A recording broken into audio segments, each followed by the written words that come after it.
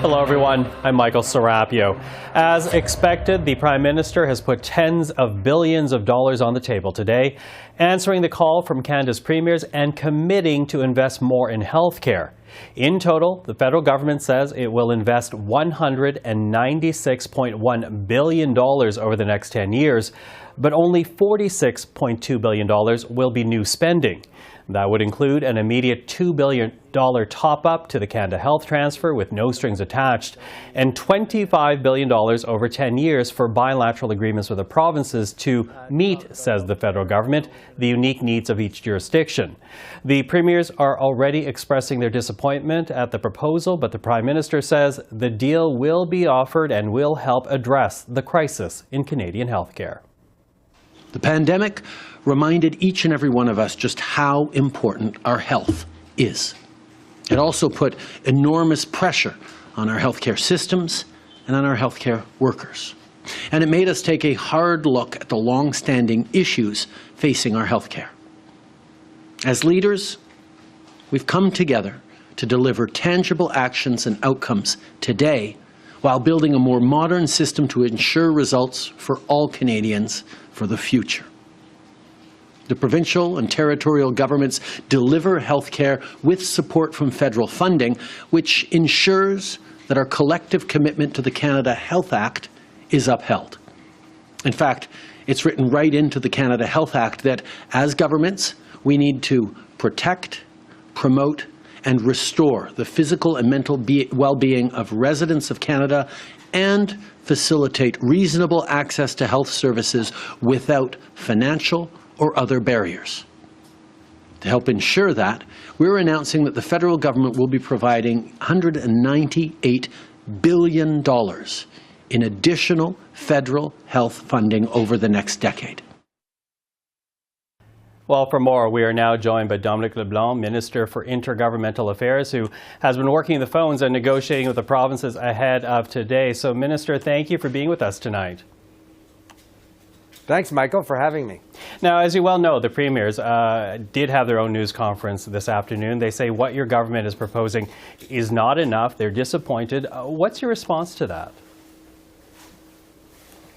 Our response, obviously, is that $198 billion of additional funding is a very significant investment. The provinces understand that there's a limited fiscal framework that every government has to work within. We have worked hard and talked to many of them, as you mentioned in the introduction, over the last number of months about what the Government of Canada could do to be the best partner possible in ensuring the long-term sustainability of our healthcare system.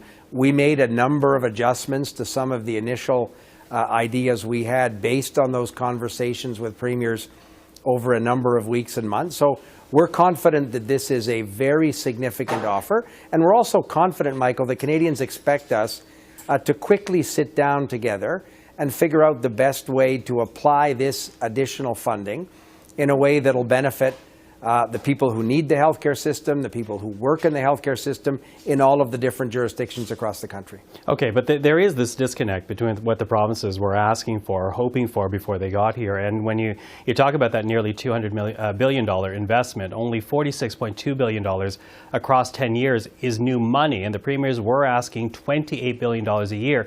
Essentially, that's a gap of some $23 billion each year. If your intent is to protect public health care, how does your offer help the provinces actually do that? But again, this is the trap of arguing about tens of billions of dollars. The Prime Minister noted that the tax points that we transfer to the provinces are worth $25 billion a year for the provinces and territories. That's left out of the calculation they use around this $28 billion. So all of these numbers, Michael, are interesting. It's interesting on programs like this. At the end of the day, the people who are in an emergency room at a hospital in Ottawa tonight or in Moncton, New Brunswick, where I live, want to know that we're working collaboratively with provinces and territories to come up with the best solutions possible to sustain the public health care system, to improve accessibility. We think this is a very significant amount of money. We think it will significantly improve the long-term prospect of the healthcare system. And we've built in the flexibilities for provinces and territories to tell us what are their priorities and how can this additional money help them meet those objectives that the citizens of their province and of our country expect us to attain together. But when you talk about those figures and those projections, though, what is the percentage? I know there's a discrepancy between the way the provinces and the federal government measures percentage of what is actually paid. And if Canadians want to know that their federal government is cooperating with the provinces to deliver health care, what do you calculate now with these additions? What do you calculate to be Ottawa's percentage in paying health care in this country now? So again, Michael, this is the accountant trap that we can fall into. The provinces and territories have said that they want the Government of Canada to pay 35% of the cost of public health care systems across the country. With these additional investments, we believe that we'll be within 1% or 2% of that 35% figure. There are other bilateral agreements around support for personal support workers in long-term care homes. There's money for Indigenous health equity, ensuring that some of the gaps around Indigenous health are met. So all in all, we think, Michael, that this is a generous and reasonable offer that respects the federal government's fiscal circumstance. These provinces, many of them are in big surplus positions. They know that the Government of Canada carried a very significant share of the cost of fighting the pandemic, not only in supporting their healthcare systems and buying the vaccines and so on, but in supporting Canadians and Canadian businesses. So that's why I'm not pessimistic that we will find the right way forward over the next few weeks to come to agreements with the provinces and territories. The Prime Minister has said that this amount of money will be available starting in the next financial year, which is a few months from now. We think the provinces will want to ensure that we get the right agreement so they can access this money and make some of the investments they've been saying for a long time that they need to make. So will that money flow even if deals are not finalized before your government tables a budget? The $2 billion immediate increase in the Canada Health Transfer will flow to deal with some of the backlogs we see in emergency rooms, pediatric care centers, and so on. The money to provinces and territories in terms of the bilateral agreements will flow once we sign those bilateral agreements. But we believe, we're not pessimistic, we believe we can, over the next few weeks, come to the right agreements with provinces and territories.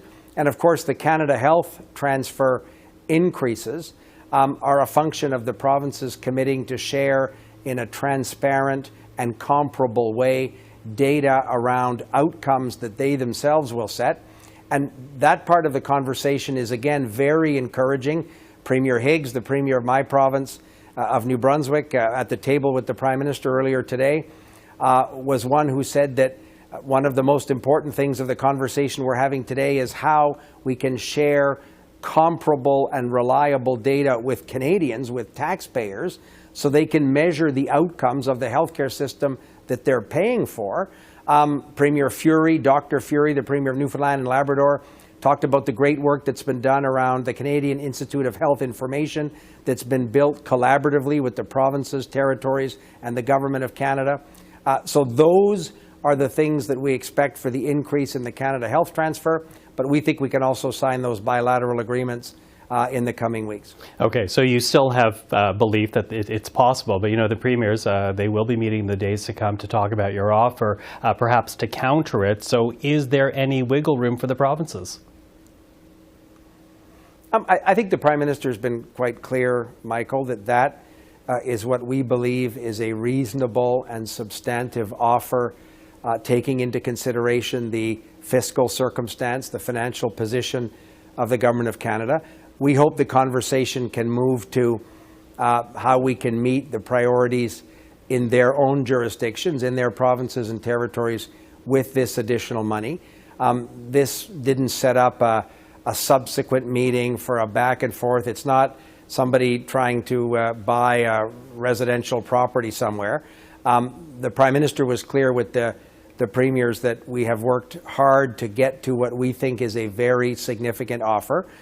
It is $198 billion of additional money as compared to last year over the next 10 years. But that is additional money that was not available last year.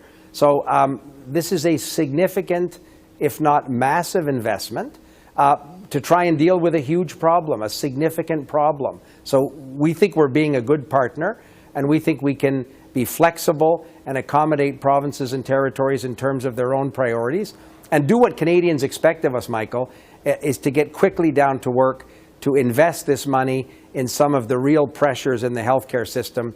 And I think Canadians won't be very generous to any of us that aren't trying to get to the right agreement quickly. So look to the side deals. The money is what it is? The $198 billion is what it is. It's a lot of money. It's a great deal of money that Canadian taxpayers are contributing in terms of additional incremental investments in a public healthcare system that we all care deeply about as Canadians. So I'm not pessimistic at all about our ability to find the right way forward with provinces. Minister LeBlanc, really appreciate the time. Thank you for this. Thank you, Michael. Have a great evening. You too. As I noted earlier, the provinces are expressing their disappointment at the proposed number. Heather Stephenson is the Manitoba Premier. She's also the current chair of the Council of the Federation. And take a listen to what she had to say this afternoon. There wasn't a lot in the way of new funding that is a part of this package that has been put together by the federal government. And so I think to say the least, I think we were a little disappointed at that. But what I will say is that moving forward, we still want to ensure we just received that proposal today. There's a lot of details within that proposal. We've only had it for a couple of hours, and we want to ensure that we have the time to go back to our individual areas across the country, our provinces and territories, and make sure that we see what does that really mean. Yeah, $28 billion, of course, was an injection that we were looking at in the first year to get us up to the 35% on the part of the federal government. And what we see from this is it's actually less than $5 billion. I think around $4.6 billion. So that's the comparative. It's significantly less than what we were looking for in terms of, the baseline funding injection into the Canada Health Transfer. With his thoughts on today's announcement, we're now joined by the Premier of New Brunswick, Blaine Higgs. Premier Higgs, thank you for being here. Really appreciate you taking the time. You're very welcome, Michael. Appreciate the opportunity. Now, last December, when you and I spoke last, you said you were confident that if the premiers could get a meeting with the Prime Minister, a deal could be hammered out. There's now this proposal on the table. You've had your meeting, but it seems, though, there's disappointment among the premiers. Well, I don't know that we actually hammered out a deal. We basically were presented a proposal that here it is. And I don't know that that's unique in the history of healthcare funding increases from the federal government. But I will maintain a somewhat optimistic here and basically say that, okay, we finally got together and we finally got a proposal that does include more funding, albeit significantly less than we had hoped for. Mm-hmm. Significantly less, as you say. What exactly is missing from your perspective? Well, certainly we were looking for more of an equity funding partner in the increasing costs of healthcare that basically lined up what provincial contributions were to federal contributions. And that was the goal. That's why the 28 million we were focused on. But in the sense of what we've received here, it's a recognition that an increase was needed. It is, the health transfers are like 30% of our total healthcare budget. So it's a percentage on a percentage of the budget, and so we basically are in a situation that I would say, well, all increases are welcome. The categories that have been put forward are certainly reasonable in terms of the bilateral discussions. We can work with that for sure. I think there's a recognition in Atlantic Canada of an aging population, and so that's going to be helpful for us to negotiate on the bilateral agreement. But I think on the other side, it tells us we've got to look long and hard at how we deliver healthcare in Canada. and how we're become more innovative in doing that. Better technology, better use of best practices maybe around the world, but across Canada, better sharing of data, better oversight of what we do every day in our respective provinces. I think all of these things, the public probably are saying, you know, there's areas that we can all improve upon. This funding would say you're going to have to figure out where they are. Okay, so to be clear then, you think that there must be ways that need exploration, a different way of delivering health, because of what's on the table, or because the $28 billion was never going to come to fruition as the premiers wanted? Because of what's on the table, you know, what we're showing is that, you know, if we're going to continue funding healthcare kind of in the same manner we always have, we needed to have serious funding injection. I mean, we have the labor shortage. We need to have, you know, a whole different approach of maybe certifications and the ability to get more immigrants in that are fully certified, coming from countries that are delivering on our program, so we can put them right to work. So we're going to have to do faster certifications and get moved up on that. We're going to have to look at technology and, you know, where we're performing procedures and how we can do them quicker and do them more cost effective. All of this, at the end of the day, has to be done with the fundamental principle that everything we do has to be better outcomes for the patients, and that's the people of our province. And Canadians expect that. So they expect the criteria that was being put forward. They expect it to improve. It's pretty hard to suggest otherwise.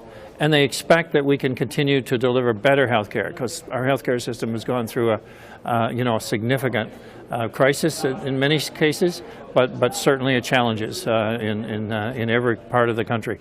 So our population expects better. This funding's not going to do it overnight. We are, and we will need to continue to be, I guess, more creative in how we deliver health care better with what's available to us. Mm-hmm. So obviously a disappointment, perhaps a rethink down the road. So where does that leave the provinces? What's the next step here? Well, I think the recognition now is, okay, we've got what we have. Where do we best utilize the money to get the best results?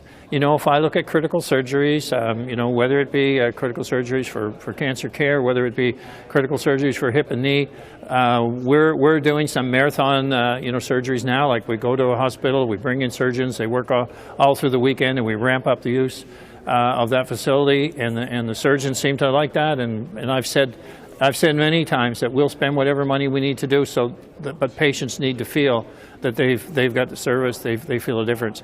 Cataract surgery, we've reduced the wait time dramatically in cataract surgery, particularly in the northern part of the province, by having a surgeon, do that in his own clinic. And we've dropped the wait list down by months, if not years, down to now weeks or days. So that's one part of the province, but we can do that throughout the province. So I think what we're seeing is okay, let's just not get hung up on traditional, we can't do that. Let's have the frank discussion, with our union leaders, with associations, with doctors, nurses, all of the folks that actually see it every day. And let's start saying, okay, what can we do differently to make your work easier, but to make us to ensure we get better results to the patient. It's almost as if you've lost confidence in the federal government to step forward. The way you're talking about looking for alternatives, if the dollars aren't there, you need to find a different way of moving forward. Is that an expression of giving up on the federal government? Well, I hate to use the word give up as such, but I think we have to face the reality. We have what we have. And so we'll meet as COF team and we'll decide, okay, what's the next best step and where do we go from here? And then how do we work together to get better outcomes, and what have we learned from each other in their health delivery services? I think that's the conversation we'll ultimately get there. What more we can negotiate, what more we can do in terms of the bilateral agreements, that'll happen over the next few months. I would say not likely longer, and we'll get that resolved. I think the immigration file is huge. I think if the federal government we can pick that up, as I mentioned. Let's get some reaction, because we have people retiring in New Brunswick. Again, our aging demographic, we see a bubble here we're going through, and we really could use a ramp up in the timing to source new healthcare professionals. So I think, yes, at some point, we've been arguing for an increase in health transfer for 2.5 years now. So, okay, we got what we got. Let's have the meeting and to see if there's more, what can we do about it? But then at the end of the day, after we have our meeting with all of our colleagues, it's okay, let's move on to what's the next best thing for us to focus on in order to ensure our healthcare system continues to improve. Because, doing anything less is just not an option. Quickly running out of time here, Premier. I am wondering when the next meeting amongst the premiers will be to try to formulate some type of either counter-offer or response to the Prime Minister. Well, it hasn't been set yet, but I do expect it within a week. Premier Blaine Higgs, again, always appreciate the time. Thank you for this. You're very welcome. Have a good day. Let's continue the conversation now with two journalists who are covering the First Minister's meeting. Marieke Walsh is with the Globe and Mail. Mia Rabson is with the Canadian Press. Thank you to the two of you for joining us tonight. Thanks for having us. Marieke, I'll begin with you. We did speak to Premier Higgs tonight. He's disappointed with the dollar amount. You were tracking the news conference with the other premiers. What else was being said about the money being offered? I think there was a resounding disappointment being expressed at the same time that there was a clear resignation to the fact that all of the premiers will end up accepting this offer because it appears to be Prime Minister Justin Trudeau's final offer, Michael. I think there's some questions for the federal government in terms of the expectation setting and the table setting that they did in advance of this meeting. It appeared that they would be offering, I think, more money from how they were talking, in particular because this is really actually in the near term just a repackaging of what they already promised in the last election campaign and not actually new money on top of that given the healthcare crisis that has developed.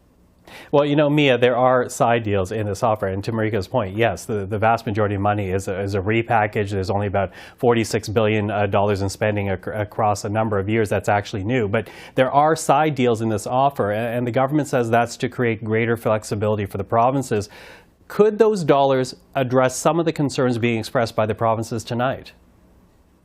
I mean, not really. The provinces want what is essentially an enormous amount of money. They wanted $28 billion up front immediately and then 5% more on the Canada Health Transfer every year after that. They're getting the 5%. They're not getting the $28 billion. Under their plan or their request, the Canada Health Transfer would go to more than $100 billion over at the end of this the decade of the deal. It's going to be close to about just like 73 billion, I think it was the math that we did on that. So the numbers there tell you right away that there's a massive difference between what was asked and what was offered. And those side deals are worth $25 billion over that same period. So even if you add that $25 billion to the Canada Health Transfer increases they are getting, it comes nowhere close to what the provinces wanted. They wanted a lot more money up front and a lot more money every year for them for their basic healthcare needs, not for targeted funding. So it's money they'll use. They're happy about it in the sense that it's new money. As many of them said, they're not going to say no to new money, but it's nowhere close to what they wanted. Marieke, the Liberals right now, as you know, are behind the Conservatives in the popular polling that's out there. Does the Prime Minister risk a political hit if his solution to healthcare falls short of the mark? Because as you were noting earlier, it seems that this is the money that he's offering, not much room to budge. So does the Prime Minister risk dropping even lower in the polls? I think it's a bit too soon to tell and to know where Canadians will assign blame. I mean, Jean Chrétien cut healthcare spending dramatically in his budgets in the 90s and still got reelected. So I think it's a bit too soon to say exactly how that plays out. But certainly in terms of electoral promises, we know that the Prime Minister, for example, in the last two elections, promised a doctor for every Canadian. And we know that's far short of what's actually happening right now. So the question is, will people hold him to account for those kinds of promises that are really in the provincial government's controls in terms of how they spend their money and where they invest it? Or will they be seen to be doing something? And so that's enough from the federal perspective. I think it's too soon to say. I think more importantly, we need to know from the Conservatives, will they actually honor this new offer that Prime Minister Justin Trudeau is putting forward? Because it's a 10-year deal, and it would be hard to see that the same government would still be in power after 18 years. So it's likely that there would be a change in government at some point in the next 10 years. And that means there are also questions for how other parties will respond to it. Well, it is interesting that we haven't really heard from Pierre Poilievre so much on the First Minister's meeting or even these healthcare talks. So certainly that's something we'll be tracking in the days ahead. But, you know, Mia, the Prime Minister keeps talking about protecting public health care. But in our conversation once again with Premier Higgs, he says that if this is the dollar amount offered, then really the provinces will have to rethink how health care can be delivered. So where does that leave, do you think, the public system when it comes to delivering health?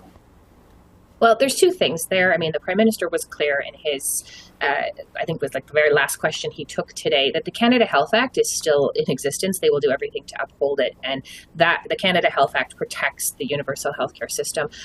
But on the other hand, I don't think there's anybody in the healthcare system or any government that doesn't think there has to be some kind of innovation to find a way to deliver the healthcare that we need more effectively and more efficiently.